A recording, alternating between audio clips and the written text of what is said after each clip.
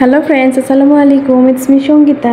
আজকে আমি তৈরি করব কলিজার সিঙ্গারা। তার জন্য আমি 4 টুকরো গরুর কলিজা নিয়ে নিয়েছি এবং এগুলোকে ছোট ছোট পিস করে কেটে নিয়েছি। এবার একটি সসপ্যানে পরিমাণ মতো তেল দিয়ে তার মধ্যে 4 টুকরো পেঁয়াজ কুচি করে দিয়ে দেব। পেঁয়াজগুলো ভালোভাবে ভাজা হয়ে গেলে এর মধ্যে হাফ চা চামচ হলুদের গুঁড়ো, 2 চা চামচ মরিচের গুঁড়ো এবং পরিমাণ মতো লবণ, ধনিয়া গুঁড়ো, জিরা গুঁড়ো এবং গরম মশলা গুঁড়ো দিয়ে দেব এবং 1 চা চামচ আদা রসুনের পেস্ট অ্যাড করব। মশলাগুলো ভালোভাবে ভুনা হয়ে গেলে এর মধ্যে কেটে রাখা কলিজার টুকরোগুলো দিয়ে ভালোভাবে কষিয়ে নেব।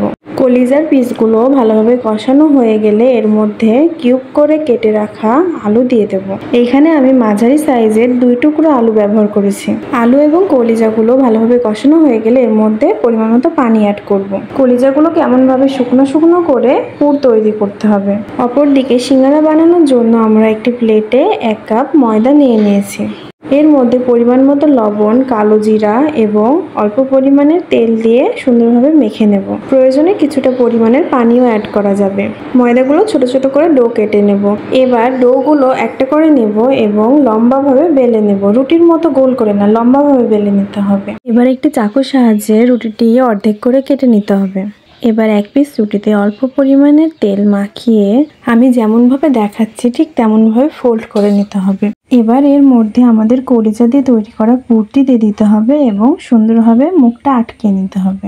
চেপে চেপে ভালোভাবে মুখটা আটকে দিতে হবে যেন এটা খুলে না যায়। এমনভাবে আমি সব সিঙ্গারাগুলো তৈরি করে নেব। দেখুন সিঙ্গারাগুলো কত সুন্দর হয়েছে। সব সিঙ্গারাগুলো তৈরি করা হয়ে গেলে এবার ভেজে নেব। তার জন্য একটি সসপ্যানে পরিমাণ মতো তেল দিয়ে দেব। তেল গরম হয়ে গেলে এর মধ্যে তৈরি করা সিঙ্গারা পিসগুলো দিয়ে দেব। সিঙ্গারাগুলো মাঝারি আছে ভালোভাবে ভেজে নেব। বেশি তাপে ভাজলে আবার সিঙ্গারাগুলো পুড়ে যেতে পারে। আমি সিঙ্গারাগুলো 2 বারে ভেজেছি।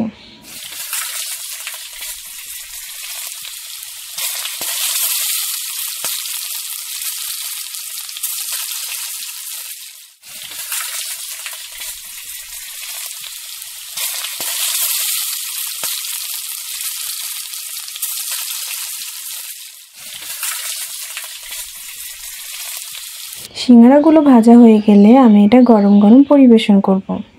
বাইরে অস্বাস্থ্যকর পরিবেশে এইসব খাবার না খেয়ে বাসায় সুন্দরভাবে তৈরি করলে এটা অনেক স্বাস্থ্যকর হয়। সিঙ্গারাগুলো অনেক টেস্টি হয়েছিল এবং অনেক মুচমুচে হয়েছিল। এটা সস দিয়ে খেতে আরো বেশি মজা লাগে। বাসায় একবার হলো ট্রাই করে দেখবেন এবং অবশ্যই কমেন্টসে জানাবেন কেমন হয়েছে। আমার মেয়েও অনেক মজা করে সিঙ্গারা খেয়েছিল। ওকে, আজকে তাহলে এই পর্যন্ত। আল্লাহ হাফেজ।